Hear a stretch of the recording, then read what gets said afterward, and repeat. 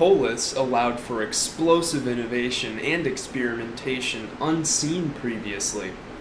But what exactly do I mean when I say polis? You've probably heard the words metropolis, cosmopolis, or maybe even Minneapolis or Annapolis, something like that. A polis was essentially a city, except they didn't have the same concept of property that we have today, which led to some interesting and even fatal challenges. So, if individuals didn't own the components of the polis, who did? Well, a collective of agreed upon individuals called citizens sort of collectively owned the polis. In general, citizens were born from other citizens or slaves who purchased or earned that right. It's actually much more complicated in most cases. For instance, Sparta.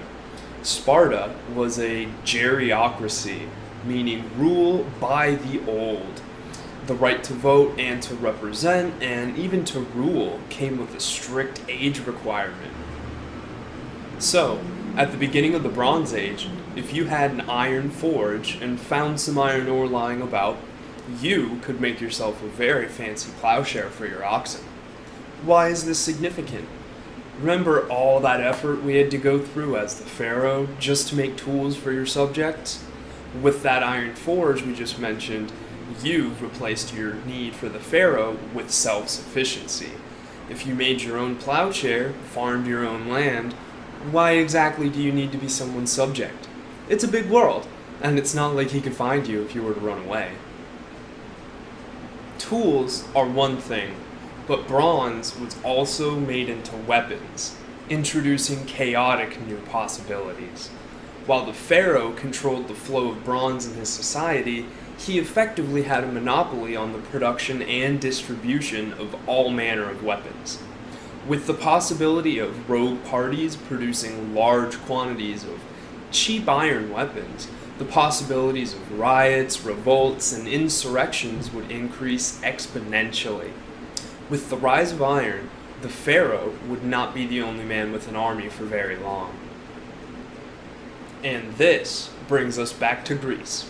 For hundreds of years during the Iron Age, until Alexander that is, Greek polis, plural of polis, managed fierce independence, continuously fighting off annexation and unification attempts in the name of the citizen and his community.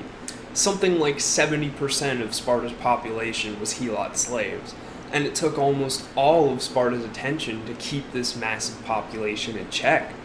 Athens, on the other hand, encouraged less of a warrior society in favor of a more free society, for those deemed citizens only, of course.